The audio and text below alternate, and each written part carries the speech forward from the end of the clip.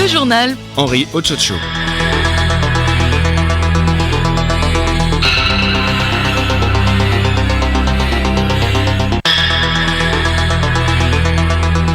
Il sonne exactement 12h30 sur les antennes de Radio Lumi. Mesdames, Mesdemoiselles, Messieurs, bonjour.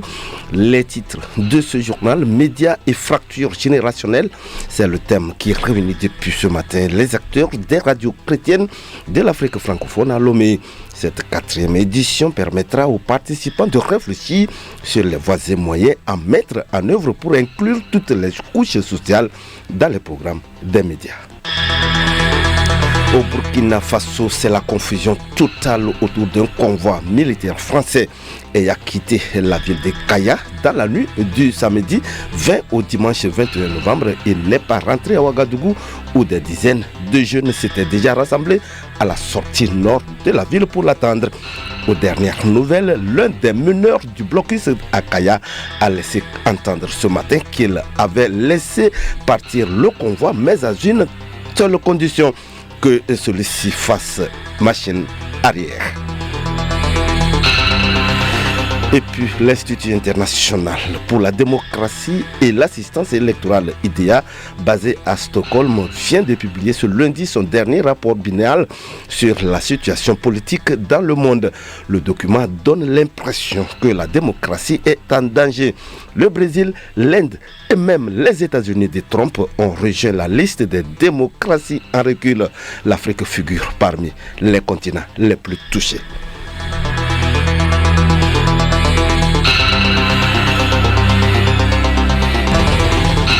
radiolomé.tg. C'était là les titres. Le développement à présent, le Togo accueille depuis ce matin la 2e réunion du comité directeur du projet RESAD.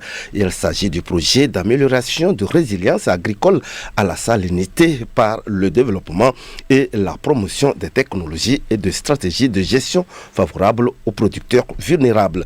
Le comité va évaluer pendant 2 jours l'évolution des travaux 3 ans après le lancement du projet Odette Pira.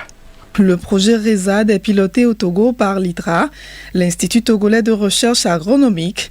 Le champ expérimental est situé à Azanou. Yao Lombo, directeur général de l'ITRA. Notre pays a vraiment eu des résultats par rapport aux technologies, stratégies que nous avons développées. Donc, comme le projet le dit, c'est de trouver des solutions résilientes à la salinité. Donc les zones où on ne pouvait pas cultiver parce que c'est des eaux qui stagnent et qui entraînent les dépôts des métaux lourds, tout cela. Qu'est-ce qu'il faut faire pour que ces zones soient maintenant mises en valeur? Le FIDA et la BADEA sont les partenaires du dit projet. 3 ans après le lancement, ils se prononcent. Écoutez respectivement Malou Nadvi, représentant du FIDA, et Lumna Dafala, celui de la BADEA. This project is very important considering the challenges of salinity in sub-Saharan Africa. Que la question de la salinité est une question très importante aujourd'hui dans la question de l'agriculture. Et le problème majeur, c'est comment expliquer aux populations les technologies qui sont développées en ce sens. Parce qu'il explique également en disant qu'aujourd'hui la science est très importante afin de pouvoir identifier ces solutions à la salinité. Donc aujourd'hui, ils veulent travailler avec les acteurs qui sont les acteurs locaux tels que ITRA, à pouvoir travailler avec la population locale, les agriculteurs locaux et qui rentrent aujourd'hui dans les 3 points focaux de l'agriculture du plan national de l'État togolais en ce qui concerne le développement de l'agriculture. And that is what this effort as it is devoted to agriculture. This is a nice day. La réunion est très importante parce qu'il faut rencontrer les acteurs locaux, les acteurs financiers et les bailleurs de fonds afin de pouvoir faire des recommandations pratiques qui vont permettre à ce projet de pouvoir se développer. Parce que ce projet s'inscrit également dans les objectifs principaux de la banque, surtout en ce qui concerne sa vision 2030. With its strategy 2030. Les variétés en expérimentation dans tous les pays bénéficiaires du projet sont fournies par ICBAR, pilote du RESAD. L'Institut estime que le Togo a pris de l'avance sur les autres pays par rapport aux résultats. Merci à toi, Odette Ekwira. Toujours en page nationale, ouverture ce matin à Lomé de la 4e édition du Forum des médias chrétiens d'Afrique francophone. Pendant une semaine, les acteurs des médias chrétiens vont se ressourcer pour développer une dynamique d'échange entre acteurs médiatiques des différents pays. Charlotte. Aha. Cette 4e édition est placée sous le thème « Médias et fractures générationnelles ». Pendant une semaine, ces acteurs vont s'outiller pour mieux prendre en compte toutes les couches sociales dans les programmes médiatiques. Zéhli Emmanuel, directeur radio Réveil Suisse. Je m'exprimais pour les médias chrétiens. Si vous avez de temps en temps l'opportunité de les écouter, vous allez entendre, comme ce matin, des cantiques du XVIIIe siècle à l'antenne et des discours qui ne concernent pas la jeunesse et encore moins des thématiques qui concernent la jeunesse d'aujourd'hui. Vous avez un petit 36% de teneurs de pouvoir qui vont parler à peut-être 36% autres vieux qui écoutent la radio et ils laissent pour compte et ils oublient que 64% de leurs auditeurs potentiels, ce sont des jeunes. Et ils ne passent pas leur musique, et ils ne traitent pas de leurs préoccupations, et ils ne s'occupent pas d'eux en ligne. Donc notre idée, c'est de les sensibiliser à cette question et de faire de la place à tous les niveaux. Faire de la place à l'antenne, faire de la place comme responsable d'antenne, faire de la place au niveau de la musique, accepter la musique des jeunes et surtout faire de la place aux thématiques de la jeunesse togolaise et de l'Afrique de l'Ouest. Pour le vice-président des Assemblées de Dieu du Togo, Anani Kodjovi Gaston, les chrétiens doivent être des témoins du Christ par les messages qu'ils diffusent et la vie qu'ils mènent.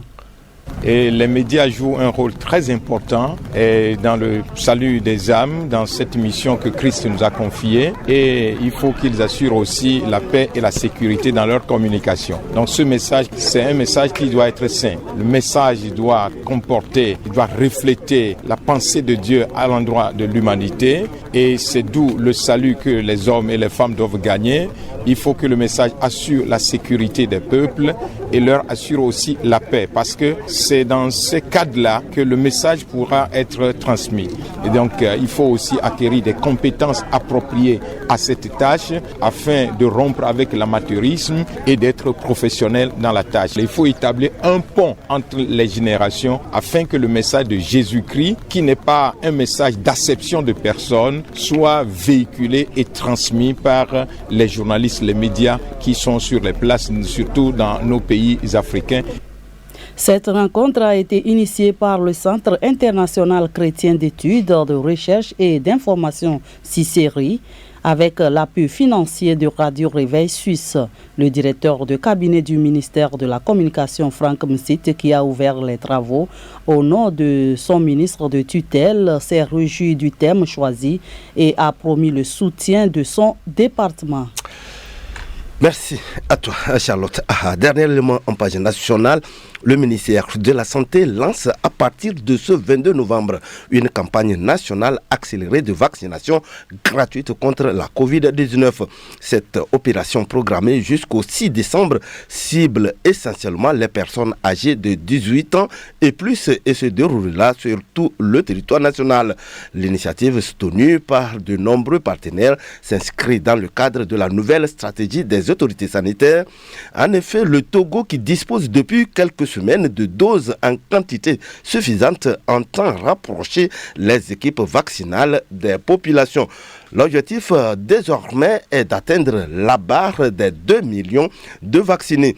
Certaines mesures ont été prises dans ce sens dans divers secteurs, notamment transport, administration publique, culture et tourisme, lieux de culte.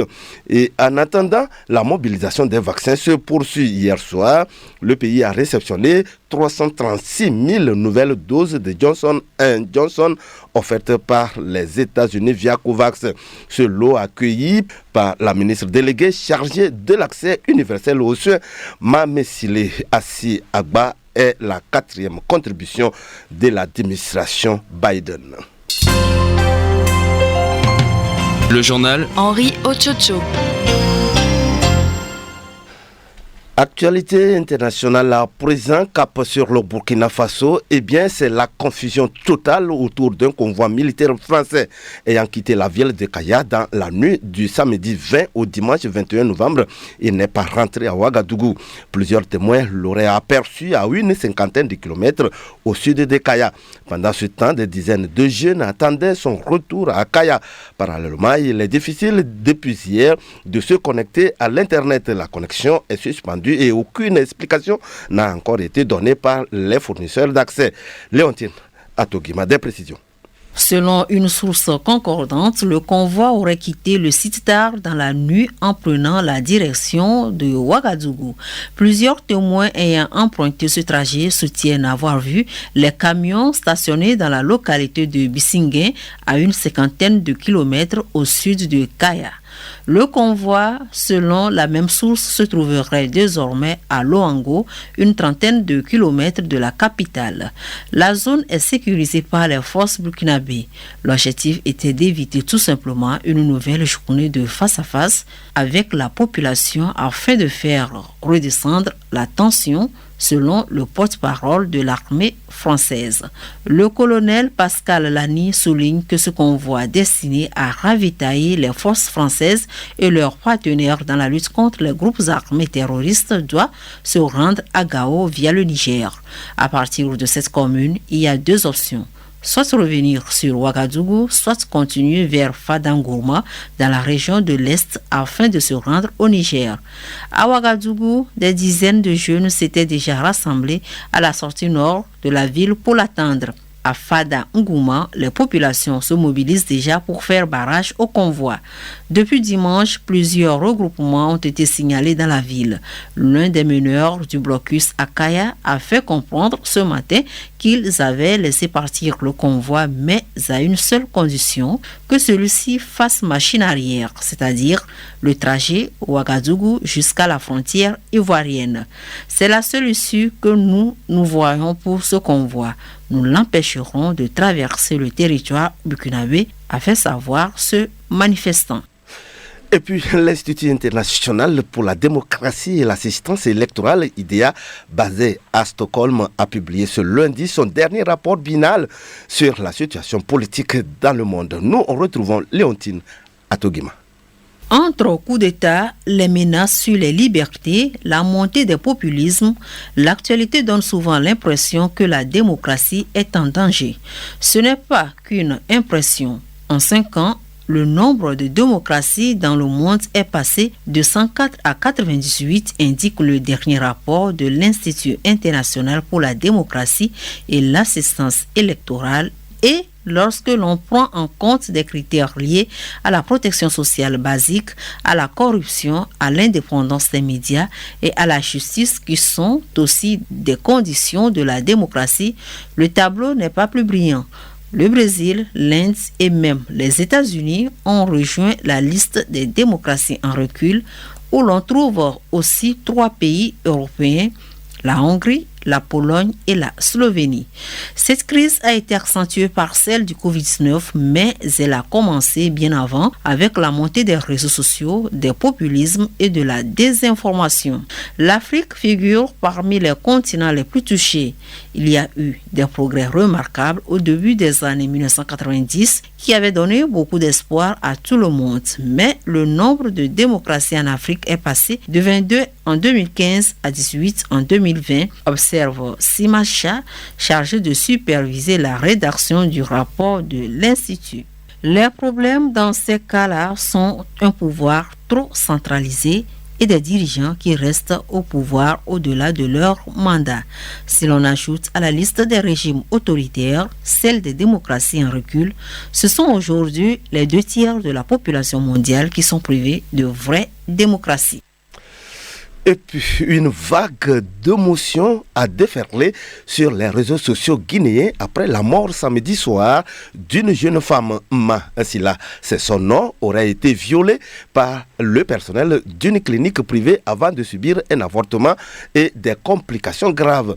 Cela faisait 1 mois que la Guinéenne de 25 ans était soignée à Tunis après des violences sexuelles et médicales subies dans une clinique privée de Guinée.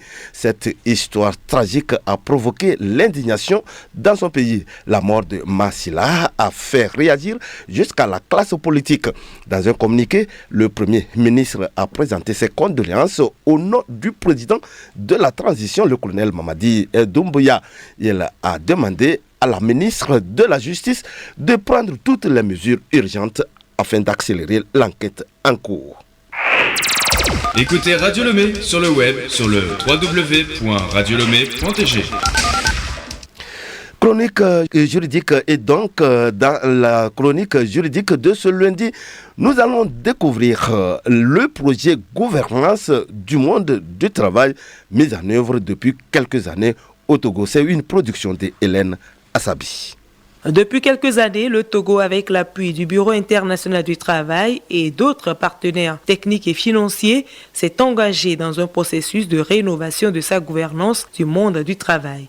Ceci s'est notamment traduit par l'adoption d'un nouveau code du travail, d'un nouveau code de sécurité sociale et de plusieurs conventions collectives. Cette rénovation s'est poursuivie par la création d'une quinzaine d'inspections du travail dans les régions et préfectures. Le projet gouvernance s'inscrit dans cette logique d'appui. Il vise à aider les petites et moyennes entreprises à prévenir les risques professionnels, améliorer les conditions de travail et faire respecter les principes et droits fondamentaux au travail.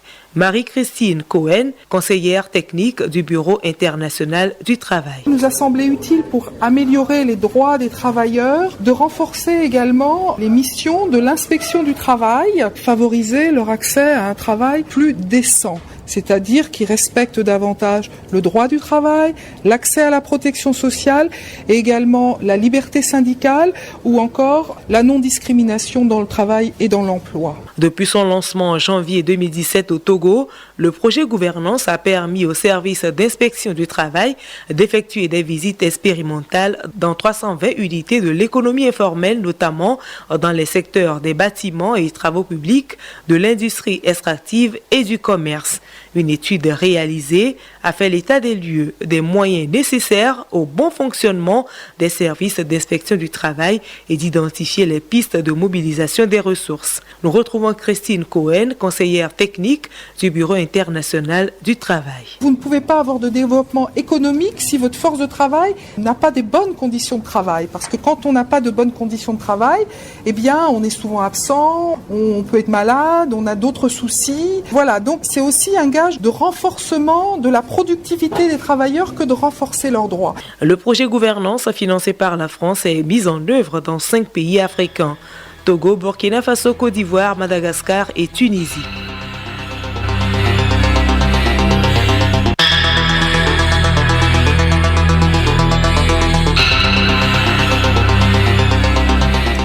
Nous disons merci à Hélène Assabi pour cette chronique juridique qui met fin à ce journal. Le rappel des titres avant de nous quitter: médias et fractures générationnelles, c'est le thème qui réunit depuis ce matin les acteurs des radios chrétiennes de l'Afrique francophone à Lomé. Cette 4e édition permettra aux participants de réfléchir sur les voies et moyens à mettre en œuvre pour inclure toutes les couches sociales dans les programmes des médias. Au Burkina Faso, c'est la confusion totale autour d'un convoi militaire français ayant quitté la ville de Kaya dans la nuit du samedi 20 au dimanche 21 novembre. Il n'est pas rentré à Ouagadougou où des dizaines de jeunes s'étaient déjà rassemblés à la sortie nord de la ville pour l'attendre. Aux dernières nouvelles, l'un des meneurs du blocus à Kaya a laissé entendre ce matin qu'ils avaient laissé partir le convoi, mais à une seule condition: que celui-ci fasse machine arrière. Et puis, l'Institut international pour la démocratie et l'assistance électorale IDEA, basé à Stockholm, vient de publier ce lundi son dernier rapport biennal sur la situation politique dans le monde. Le document donne l'impression que la démocratie est en danger. Le Brésil, l'Inde et même les États-Unis de Trump ont rejoint la liste des démocraties en recul. L'Afrique figure parmi le continent le plus touché.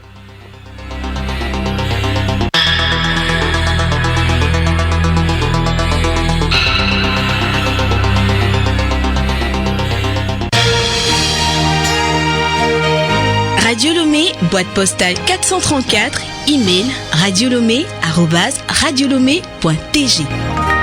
radiolomé.tg